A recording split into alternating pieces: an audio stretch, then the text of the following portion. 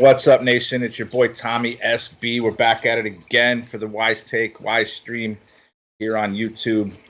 Got the O'Reilly Auto Parts 500 this week at Texas Motor Speedway.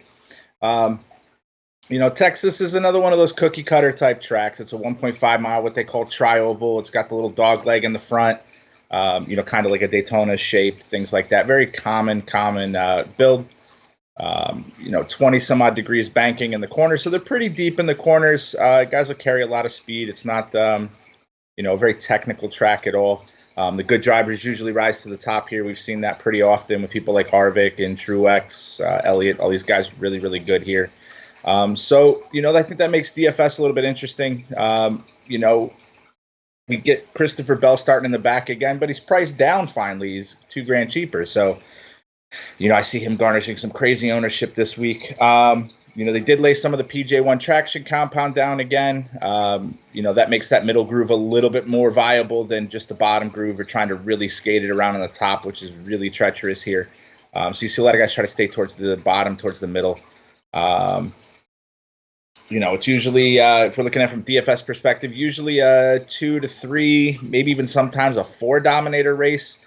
When we start getting into the 3s and 4s, it's because you're getting one of those cheaper guys like, an Eric Amarola or something like this week that's a little cheaper, that you can pair up with some of these, 10 and 9K guys that have that dominator potential. As always, give us those likes, give us those subscribes. We're always here for you. The Wise Take Nation's great. So let's get the ball rolling here. So we've got some really expensive guys. You got Harvick, Hamlin, Truex, and Elliott are your 10K options. All 4 of those guys have something for them. Harvick last year started on the pole, won the race after scoring 109 fantasy points. Had to have him last year. He's starting a little further back. My fear with Harvick, I still think he's going to be super popular. He's going to definitely be over 30%. That's probably for sure. Just because he is starting close enough to the front that you do hope you're going to get some of these dominator points out of him.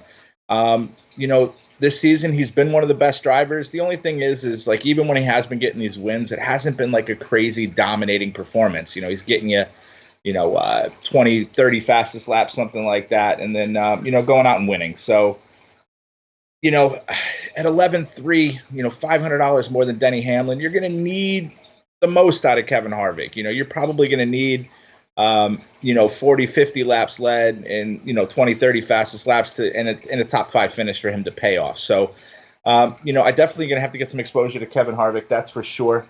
Then we've got Denny Hamlin starting 7th. Hamlin hasn't been the greatest here. His track history is not the best, but he's had 3 top 5s on the 1.5s this year. Average green flag speed is right around where he's at.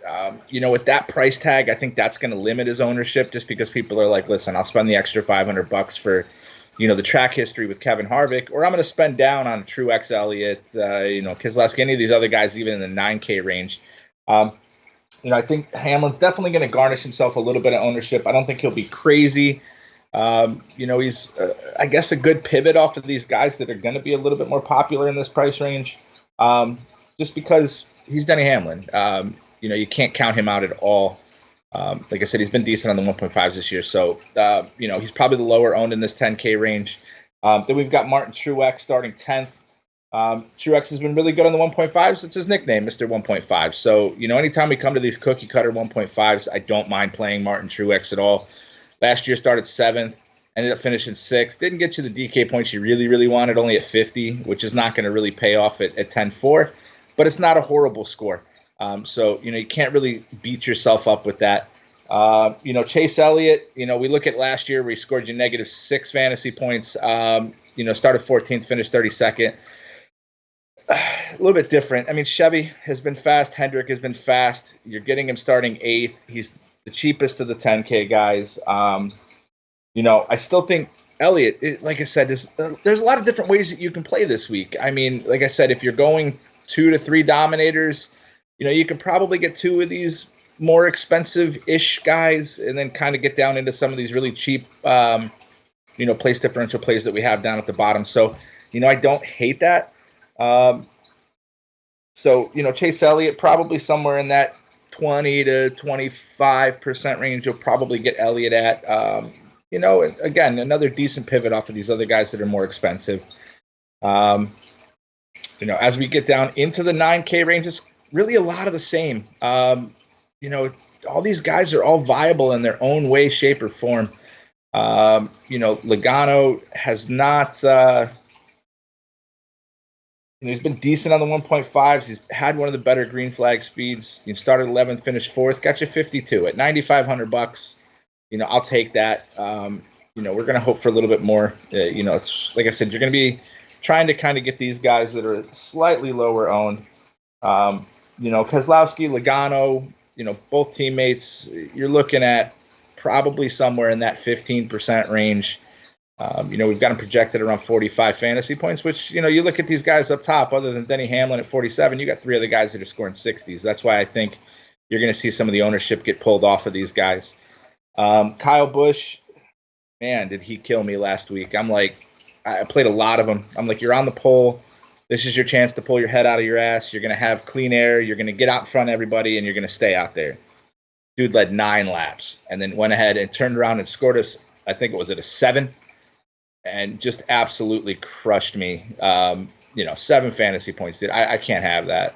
And then he turns around in the All-Star race, which meant absolutely nothing, which looks like I believe that was his highest score all year until we get back into early May.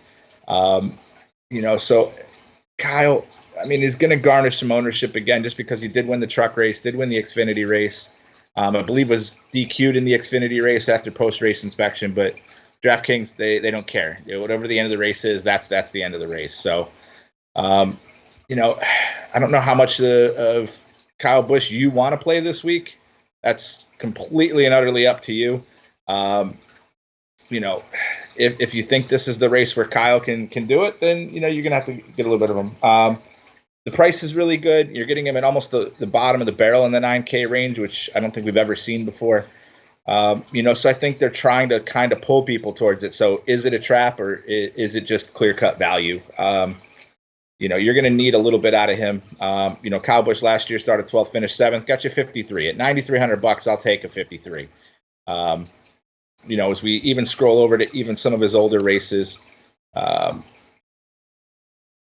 53, started 5th, finished 19th at 17, started 10th, finished 17. He hasn't had the greatest finishes here, but overall, he's not a bad play. If we're looking at, laps led and his average finishing position, like I said, they're not horrible. Let me get you pulled up over here on MRN. So, like I said, you guys got these questions. Got a bunch of you guys in here watching. Keep throwing them in the chat. That's what I'm here for. Pull this up for you guys. Sorry, I did a little late start here.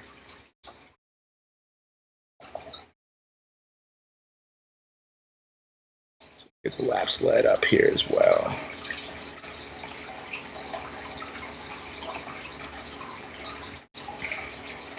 So like I said, we look at Kyle Busch's average finishes. He's got an 8.8. Usually inside the top 20. We're going to need a definite dominator performance out of him for him to be able to pay off. For the spring race in 2018 got you 116 laps. 2019 got you 66. We're going to need something like one of those 2 races. So you're going to need a ceiling race out of Kyle Busch. So, that paired with his recent performance, I think that's definitely going to help, like I said, limit his ownership. Some of the places I've been looking, he's been all over the place. I've seen 15% and I've seen 25% because of the price difference. Kyle Busch starting 4th, like I said, you're in a good spot to get out there and get me some dominator points. It's just, does he have the car? I'm hoping, I could see myself playing a little bit of him just because his biggest fear is he hasn't had any practice. Well, you got a truck race and an Xfinity race behind you, so you know how the track is handling. Is he going to pull his head out of his ass is the only question. So, play Kyle Busch as you will. He's got the upside, but he also has the huge downside starting this far to the front. And then we've got Christopher Bell, Mr. starting from the back. Starting 33rd, you're getting him at $9,100. When we were playing him at mid 11K range, we were needing solid top 10 finishes, which, as we've seen from his stats, started 34th, finished 7th, started 35th, finished 12th. We need a race like that. Started 36th, finished 4th. he's been getting it done for us repeatedly with these back marker starts, and I'm getting him at a little bit cheaper price this week. So, Christopher Bell, to pay off his price tag, you're probably looking at somewhere around a top 15 finish. And he's been, as far as these back marker guys getting to the front, he's been the one to watch. So, I'm going to definitely have a lot of Christopher Bell this week just because I'm getting him so much cheaper. I think he'll be probably one of the most popular options in the 9K and up range just because people are looking at that safe, place differential floor. And, wrapping out the 9K range, Jimmy Johnson, he's been decent on these 1.5s. Average finish is 6th. Starting 20th, you do really like that place differential upside. Definitely not going to be as popular as Christopher Bell because you're getting 13 less spots and you're only saving, $100. But, Christopher Bell and Jimmy Johnson, Christopher Bell's got top 15 upside. Jimmy Johnson has potentially top 10, top 5 upside potentially. So, I could see pivoting off of Christopher Bell and playing some Jimmy Johnson in some of your other lineups. Because if you're going to be taking one of these 10K guys, it's going to be kind of hard to start stuffing in a couple of 9K guys if you're going to be running down here, unless you're pushing yourself into the 5 and 6K range. And we're going to try to, like I said, get 2 dominators, and we're going to start getting into some of these cheaper dominator plays as we get rolling into the 8K range and so on. Eric Schmidt saw the what's your best value play. I'm going to get down there. We're not too far back from that. We're starting to roll through pretty quick. Now, as we roll into the 8K range, you got Blaney all the way down through William Byron. Blaney and Amarola, you're looking at these guys starting on the front. Clean Air, especially with this 550 horsepower package, has kind of been key. So it's which side of that coin are you trying to play with these two guys? I do like Blaney. Blaney's been extremely, extremely fast as of late. His first in green flag speeds on the 1.5s. First in green flag speed with this 550 horsepower package. He's got the best average finish overall, and you're getting him on the front row. Who's going to lead the first part of this race is between the two of them. If Blaney's able to get a nice little jump on the start, depending on where he starts, and is able to hold off Amarola, then, it's worth spending the extra, $800, and Blaney goes out and potentially leads this whole first stage. Or does Amarola lead to the competition caution, 15, 20 laps or whatever it is, and then Blaney goes in the pits on the competition caution, gets tires, comes out in front? That's going to be kind of how these guys are going to play out. So I definitely think these guys, especially at the price, are just kind of some easy plug-and-play dominators that you can build around. At $8,100 or $8,900, you're right at about average price. So it doesn't kill you to stuff them in. I've heard some people playing. You can play them together. I don't know how much of them played together I'm going to do. Maybe a few. Amarola at $8,100. If he leads 20, 30 laps and finishes top 5, he pays off. Blaney, slightly more expensive. Probably going to need 30, 25, 30, 35, something like that, plus a top 5 finish to pay off his price tag. Just because, top 5, top 10, I think is pretty viable. Blaney and Amarola could both go out and win this race too. It's a little bit harder track for them. I think top 5 is pretty easy. Let me get into Eric Jones. Eric Jones is, it's been kind of the same situation we've had Eric Jones at all freaking season. It's like he's starting in the mid-pack. Is he going to be the guy you want this week? 5 straight top 10s and top 5 in 3 of the last 4 on these mile and a halves. His biggest thing has kind of been the Ricky Stenhouse bug. If he's able to keep it out of the wall and keep it out of trouble and not get pit road penalties, top 15 is pretty much cake for him. Top 10's not even that hard. He's been decent here as well. He had a spin last year in the fall race and still ended up finishing 10th. Spun on lap 15, and then 3 straight top 4s, and then another top 10. So you got 5 straight top 10s here, like I said. Eric Jones has a few laps led here. We go out and get a 30 or a 64 even from him with a solid top 10 finish. Starting deeper in the field, we don't even really need it. But if he goes out there and somehow squeals in some dominator points, he's going to smash for you, even if he finishes, right around the top 10. Alex Bowman, I don't. Alex Bowman.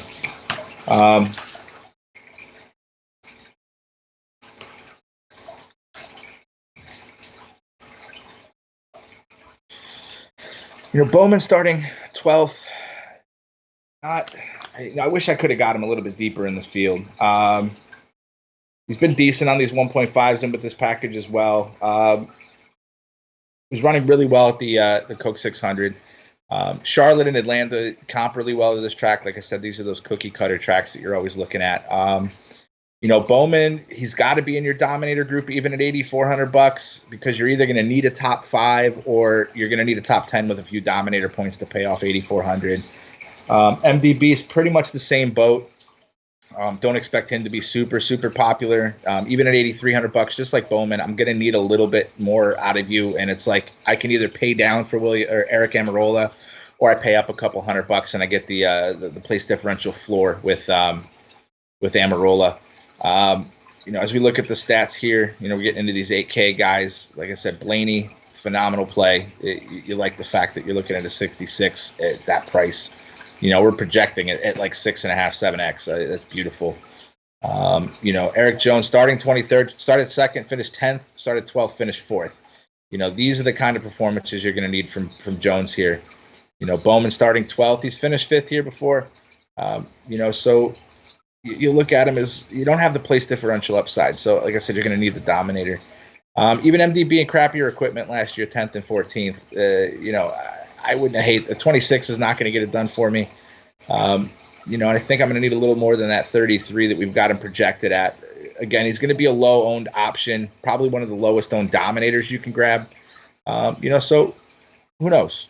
Eric Almirola, like I said, started 6th, finished 2nd last year, got you 86 fantasy points. Like that is phenomenal. You go out and get that done again for me, Eric. I love that. And like I said, William Byron really kind of finishes around this spot every time. Not the greatest here. Almirola.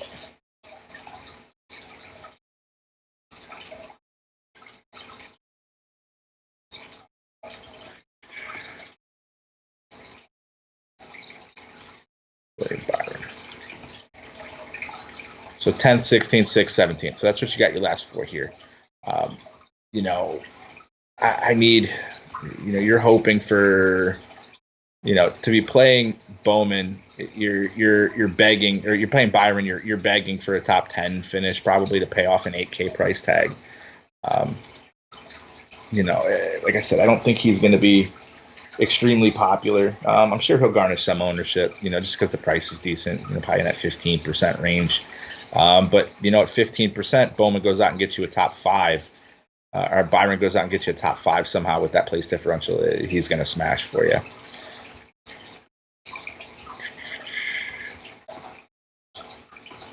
So we roll into the 7K range. We got Kurt Busch starting 3rd. Kurt Busch is going to kind of be in that same boat as MDB. I need a Dominator performance out of you starting 3rd because I don't have any place differential upside, even at $7,900. Probably 15, 20, 25 laps and a top 5, top 10 finish is what I think you're going to need from Kurt Busch. Like you're going to get him super low, probably sub 10%. Just like you'll probably get MDB sub 10%, sub 15% at the worst. So that's places where you can get different. Like I said, if we're going to start stuffing in more than 2, maybe 3 Dominators, if you're going to grab these 3rd and 4th Dominators, if you're trying to get a little different than the field, who's probably going to be more on that 2 to 3 Dominator build, you're going to have to be snatching up these guys. He is by far the cheapest of all the potential Dominators. So you got to take a stand with somebody like him if you're really trying to get a lot of these Dominators in there. Then we roll into Clint Boyer, starting 17th. I do like Clint here. Super cheap compared to where he's starting. 17th, started 24th, finished 11th, got me 60. Beautiful. And then we start going, across, and you're looking at Clint Boyer, started 20th, finished 26th, started 20th, finished 36th. So it's been very up and down for him. As we start getting back to these, finishes, like I said, if you're looking at him from an average, Clint Boyer is down here, 11th, 2nd, 26th, 9th. It's been hit or miss. So you're going to need, even starting 17th, you're going to need a ceiling race out of him, somewhere probably inside of the top 10. to pay off a $7,700 price tag or somehow, squeeze in some dominator points. Matt Kenseth, I mean, you're getting him deep in the field starting 22nd. I don't. You look at his history. It's you got to scroll down to find Kenseth here. 1 second. So Kenseth here was decent before the break. He's been kind of pulling his head out of his ass lately. We saw a decent finish out of him. Last week. So I'm sorry, 2 weeks ago with the big machine. Got you 67 fantasy points. At $7,600, we're looking at probably about a 40 to 45, which has been done, a couple of races, but again, it's going to have to be a ceiling race for Kenseth. Don't see him being super, super popular. I could see people playing him just because you look at the fact that at $7,600, Kenseth probably needs to get you just a little bit inside of the top 15, probably 10 spots, 8-10 spots, somewhere around 14th to 12th, probably would pay off $7,600. And then we roll into Cole Custer. Custer starting 19th. I probably would definitely play Kenseth, or probably even Stenhouse, or even potentially Bubba over him, just because Custer's been decent. I mean, he got the win for you last week, but I don't know. And then the price up. I mean, Custer, when we were looking at him last week, we were getting Custer at $5,800 or even 69. Now we're into the mid sevens. And he's starting a little further forward. He started towards the front. He's been starting deeper in the field. Now that he's been getting his solid finishes here, he's been really starting to get priced up. At $6,900 even starting 29th, he crushed for us before the All-Star race. So, and I kind of saw that in the All-Star race. I did not see him having, a great day just because it's the first time he's ever been there. So, Ricky Stenhouse, Bubba Wallace are going to wrap out our, 7K range. Really, the two of them are in the exact same boat as well. I think these will probably be some of your lower owned options. Stenhouse at $7,200, starting 13th. You're probably going to need somewhere inside the top 10 to pay off, and it's really the same boat for Bubba Wallace. Is it completely and utterly impossible? No, but I don't think these guys, especially if you're doing small single entry stuff, you probably don't need to go here when you've got some much more viable 6K guys that we're projecting much better, that have a lot more upside. Any questions going, guys? Nothing yet. Perfect. As we get into the 6K range, we're going to roll down from Austin Dillon all the way down through John Hunter Nemechek. With these expensive guys being where you're going to want to partially be, you're going to get forced down here quite a bit. You're probably going to, especially if you're taking two guys in the 9 to 10K range, you're probably going to have 1 to 2 of these guys down here to pay off. So, Austin Dillon started the exact same spot here last year, started 21st, finished 13th. Got you 8 positive place differential spots and scored you a 40. At 7K, I'll take that all day long. I think Austin, comparatively speaking, will probably be one of the higher owned guys in the 6K range, until we get down to somebody like LaJoy, who's probably going to be fairly chalk down here, starting practically in the back. His brother Ty, I do really like that 30th place starting position.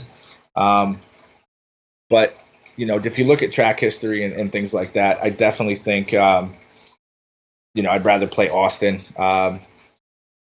Average finish close to the top 10 on all the 1.5s this year. Like I said, there is some better floor plays. I feel like that's where you can maybe pivot, spend up a scotch instead of playing people like, getting down into the, like the McDowells or the LaJoys and stuff like that are going to be super heavy chalk. And even same thing with Ty Dillon starting that deep. Ty Dillon goes out there and gets you a top 20 like he's done before, getting you 10 spots. I could see that. Then we'll roll down. Like I said, Ty Dillon has been decent, but just not great. Like I said, if you're playing mass entry, you're going to grab a ton of exposure to him. Not a ton, but you're going to get a lot of them just because, like I said, it helps you cram in these top guys. You got Michael McDowell starting 34th. Like I said, Michael McDowell, I've seen his ownership somewhere in that 20 to 25% range. I like the fact that he's starting 34th. McDowell on these types of tracks has not been horrible. 27th, finished 25th, 29th, finished 29th. We're not getting any crazy races, but, starting where he's starting, he goes and gets you a floor race starting and finishes somewhere in the top 20. He's going to absolutely smash for you. 25th, 15th, 29th, 14th, 21st. So pretty consistently right around that 20 mark. And starting 34th, Michael McDowell goes out and gets me a 23rd. He's a pretty safe option. Like I said, if you're getting pushed down in here. Let's get off McDowell here. So then we got Daniel Suarez. Don't look at the 7th and 3rd. That was in Stewart Haas equipment. You're getting him 37th. The biggest thing you can say for Suarez is the fact that he's just finishing the races. You're not getting any, you're not getting barn burners, but, if I'm getting him at,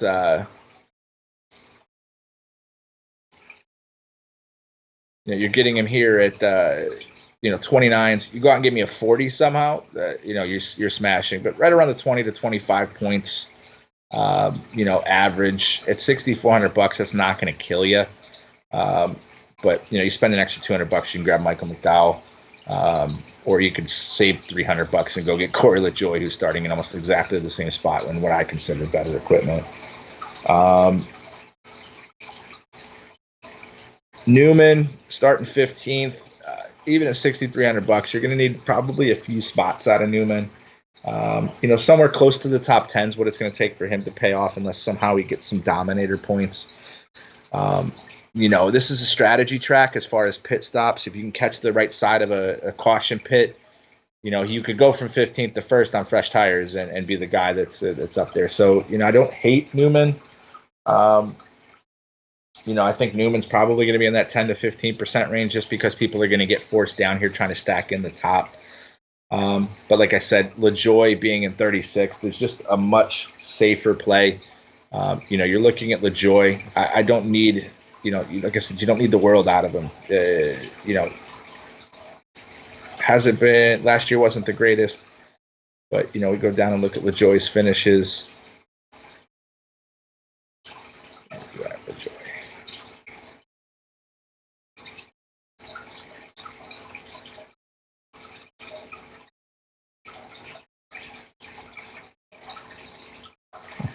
That's laps led, my fault. Yeah, that is finishes. So yeah, I don't even see LaJoie on here unless I'm blind. LaJoie, like I said, your average finish of 24th on the 1.5s. You go out and get me a 24th here, you're getting me 12 positive place differential points. So, like I said, he's a solid floor play, especially if you're trying to snatch up all these really expensive guys. Then really after LaJoie, John Hunter Nemechek, I could see you going there. You're going to still probably need a top 20 out of him. It's not completely and utterly out of the question. It's $6K. All right. Chris Buescher, kind of the same thing. He's just really, really cheap. Buescher probably even at $5,800. He's just starting a little closer to the front than I would like. I can still see him garnishing some ownership because if he finishes around where he started, he'd probably pay off. And then same thing kind of with Ryan Preece. I think he'll be a little bit more popular just because you're getting the place differential upside starting 25th. Started 28th, finished 23rd, got you a 26 at $5,600. That's 5X. I don't hate it. And then kind of like these BJ McLeods, pretty much everybody else you're looking at here. If you think this race is going to get really, really wrecky, you could kind of come in here. I'd probably rank them backwards from starting from the worst to the front.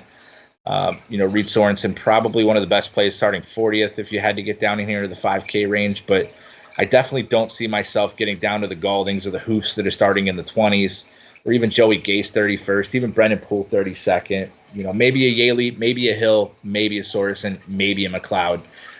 You know, I built 150 teams. I set them at like 3%. I only did that because if the race does get wrecky and I've got them in one of my lineups, these guys go out and somehow miraculously score me a 25 to a 30. You know, I could see them getting there, and then that really lets you really cram in the top. But I don't think you're going to end up having to go down here. I don't think the bottom of the barrel. Again, this is a cookie cutter track. We have a lot of data to look at, and you know, we look at average finishes. Quinn Hoof started 37th, finished 37th, got you 15 fantasy points. I need more than that for sure. You know, same thing with these other guys, 39th, 37th, 35th, 36th, 38th, 33rd. Like, that's what you're going to expect out of these guys. 38th, 31st, 30th, 32nd. Like, you would need an absolute, you know, smash spot for these guys. Again, all in the 30s. You know, like I said, I don't think you're going to need to go here. We're not getting the fantasy points that we would have needed even once for me to say, hey, listen, I think I need to turn around and change my view on these scrubs. You know, we can come down in here and it's just, you know, if you're taking and you're trying to limit your player pool, you come down to like a Balicki and just black this all out.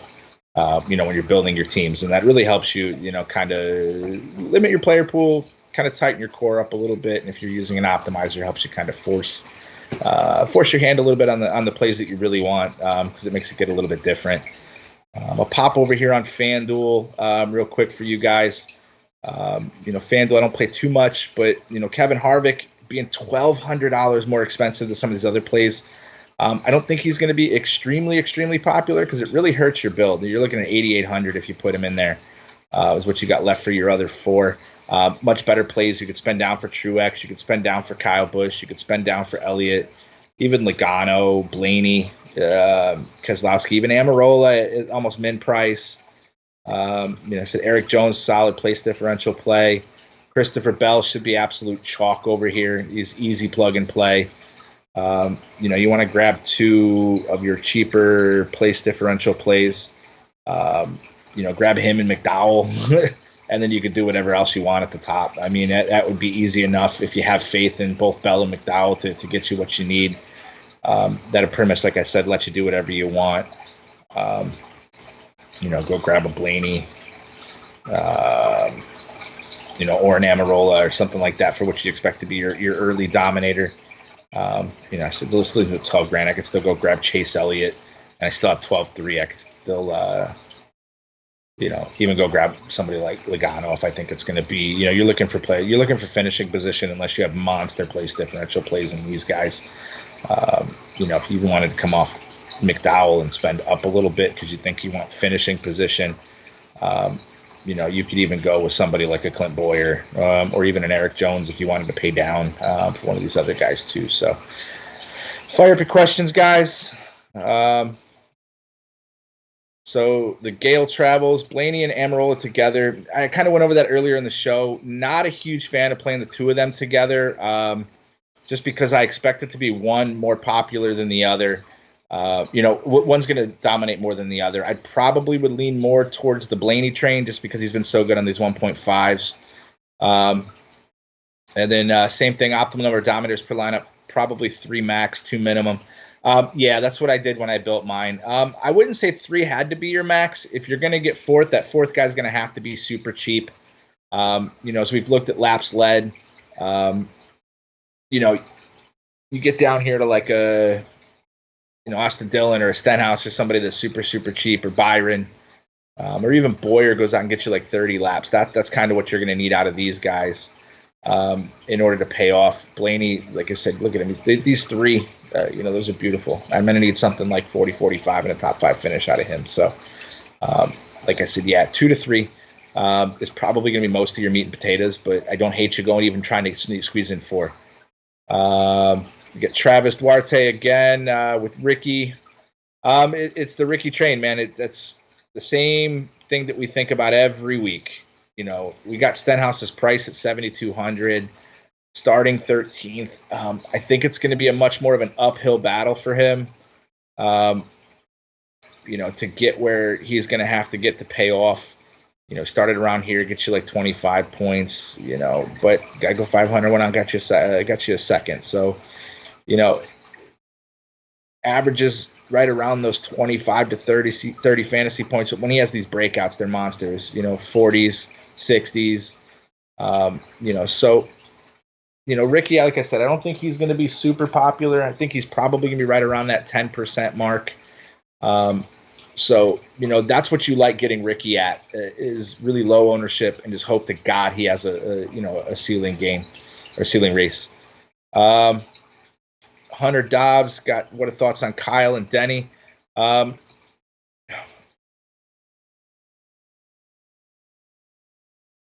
me, they're both kind of in the same boat. Kyle Busch, man, if this was last year, I'd be all in on Kyle Busch. He's got the second most laps led, or second best average finish here, underneath Kevin Harvick, who's got a 3.8, which is just astronomical. 8.8 average finish. And then, he's up here in laps led. Like I said, for Kyle Busch to pay off his price tag, we're going to probably need 50, 60 laps, something like he did in this race last year, in order to pay off. So, yeah, I definitely could see you going there. And then same thing with Hamlin, kind of 65, 45. You're going to need one of these kind of ceiling races from Hamlin, starting a little further back. The place differential between the two of them, the three spots, it's $1,500 cheaper. I'd probably, in DFS, would probably lean towards Kyle, just because I'm saving $1,500 and I've really got two guys that are in kind of the exact same boat. You see, you got David with the capital D's in both end, double D, punting with Suarez over McDowell. I don't hate it. I think McDowell's got the safer upside, starting practically as deep. I mean, you're talking two spots, and you're getting the same price. It's a $200 price difference. McDowell's in better equipment. If this was Suarez of old, I'd say sure. But I probably would lean more towards McDowell, but Suarez is a fine play. You're going to get him 37th to 40th every week. So, uncharted team. So, it's been getting a little bit better. Like I said, we've got a 38, we got a 29, and we got a 42. You're going to need a solid race from him. Probably, Suarez goes out and gets you a top 30. I could see him paying off if McDowell crashes out. But if McDowell and Suarez both finish this race, I definitely expect McDowell to be way further forward, at least another 5 to 8 spots probably in front of Suarez. So, but as we've seen with McDowell, he doesn't always finish.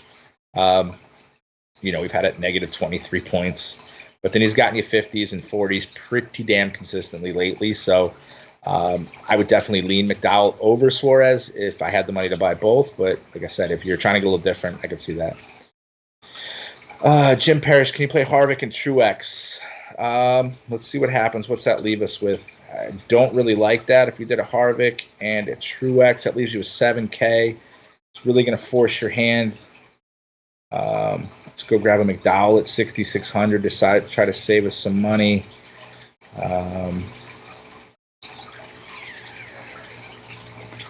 That'll be your two dominators. Let's see what we can do here. Maybe grab an Austin. Definitely want to have like Amarillo's price. That leaves me to 67. And we could go grab LaJoy. Might let me spend up a little bit on Austin. Puts me at Custer, Stenhouse, Wallace.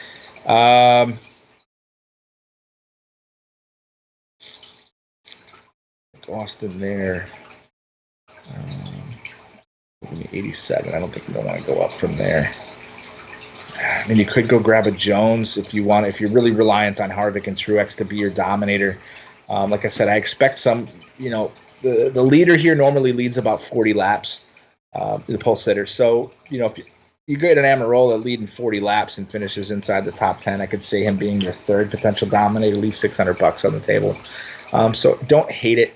I probably would spend down on Harvick and go grab me somebody like, like an Elliott or even a Kyle Busch at $9,300. That lets you get a lot more different with your top.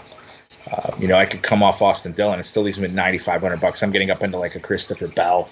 If you got rid of some Harvick. But Harvick can definitely get you there. Like I said, he's super, super good here. I just hate the exponentially more expensive price than what everybody else is. Harvick, Brad, and Joey for big three. Let's see what that leaves you with. So we go grab some Harvick, some Keselowski.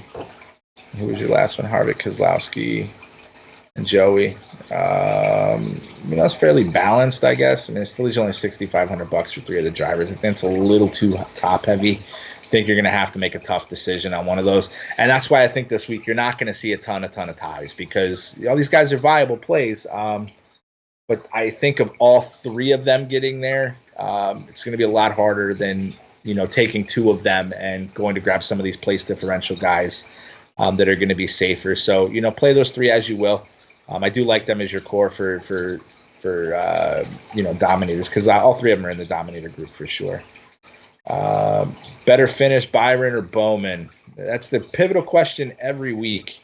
Better finish for Byron or Bowman? I guess we got a Hendrick fan. Bowman 12th, Byron 18th. Oh, man. Both been kind of wishy-washy. Let's see there. Bowman, Byron. From a DFS perspective, Byron's probably your safer play just with the place differential. Better finish. Man, that's really a toss-up. I could see these guys finishing both right around the top 10. That's why I like the place differential upside with Byron. But, it's a toss-up between the two of them every week. Smart to play Blaney and Emerald in the same lineup. Tony J. Yeah, I mean, I said that earlier. You can. I wouldn't go crazy. Like, if I'm building 5 teams, I wouldn't have all 5 teams like that. I definitely would have maybe one with the two of them together and then one each of either one of them just to get a little bit, open yourself up a little bit more. How many guys in the 25 to 35 range is too many for DK in one lineup? You can never have too much place differential. It really depends on what you feel on your dominators that you've built in. Like I said, we're going 2 to 3 dominator race. If we're looking at guys in the 25 to 30 starting spots,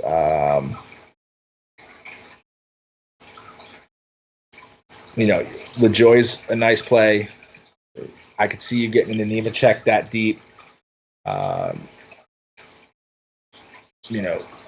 Suarez and McDowell are both fine plays, that deep in the field. So, 2, 3, I wouldn't hate it. I mean, if we go ahead and we take out Suarez, it leaves me with $10K for my other 3 spots by just taking these 3 cheaper options. So, really does kind of open up the top.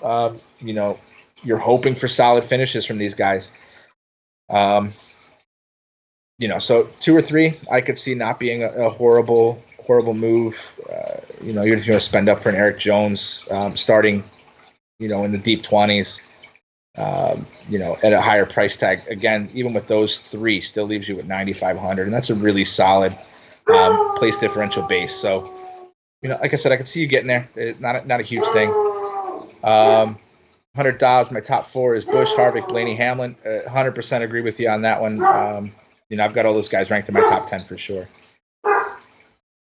So fire up the questions, guys. Got a few more minutes here. I got a family function I got to run off to this week. So if you got any more questions, fire them up now. Let's see. Get rolling here to the end of the video. I always hate that these are. So like I said, it's really up to you guys. Like I said, over on FanDuel, your easy plug and plays. Like your Christopher Bells, your Michael McDowell's, it really lets you do whatever you want with the tops of your lineup. Even on FanDuel, we've got 25 or so dominator points. So that could be, you got to get a guy that leads 100 laps. That's 10. It's 10 dominator points even on FanDuel. Just we got a little bit longer race, 334 laps. So like I said, don't hate it. You would definitely want to come check us out, though. I'm going to let you guys know what we have. So you guys are seeing our stat sheet. This is what we use every week. We also offer you guys the cheat sheets. We also offer you guys the projections. You get an article from me each week. You got the live show each week. If you're at least a monthly subscriber or a season package holder for any of our sports, you get the Slack chat as well. Members are always, like I said, in there talking. I even take some stuff away from my guys. My loyal NASCAR guys like Chuck and them. I definitely talk to them every week, and it's cool to be in there because, like I said, everybody else sees this is fantasy. People see different things. People want to talk about it. People want to say, hey, listen, this is what I'm looking at. What do you think? It really gets you a chance to kind of look back at yourself and say, okay, am I looking at the wrong thing, or is this what I'm going to need?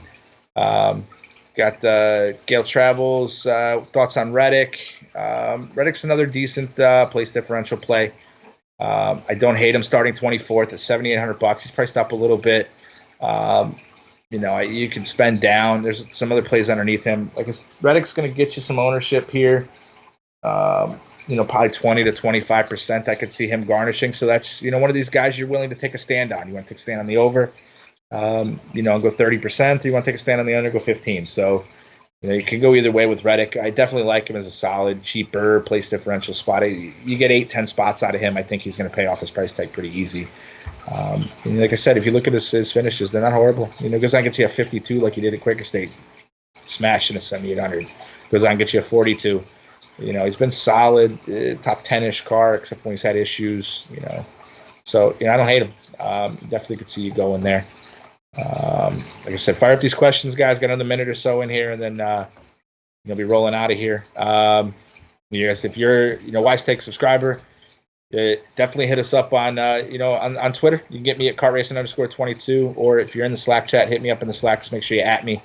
Come check us out, man. Like I said, CK, our fearless leader, is always there. We got the NBA, we got NHL coming back. Got my boy Shockey. He's got himself a little bit of a golf sweat going on, I heard. So it's what we do for the nation, man. That's what we do every week. We're here for you every week. We're a family. So definitely come check us out, man. wisetake.com, at Twitter.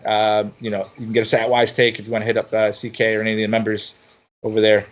LW, thoughts of Amarola on the poll. I love him. Amarola or Blaney is going to be, one of these cheaper cheaper dominators that you're going to probably have a piece of in one of your lineups. I could see either one of the two of them, or as we've stated before, both of them making it, as far as your dominator place. So, it's whatever you want to do there with the two of them. I don't think I'm going to play them too much together myself, but I'm sure on my 150 teams, I'll get a couple of them together. Just to, you hope Amarola or somebody leads 25, 30 laps, finishes top 5. And then, Blaney goes out, leads 50, 60 laps and finishes top 5, top 10. They both could get you there. So you need solid finishes. More than likely one of them will do it. Both of them doing it's a little harder, I think, just because one's got to take away from the other in order to get there. So, like I said, I don't hate it either way. So, Amarola is great from the poll.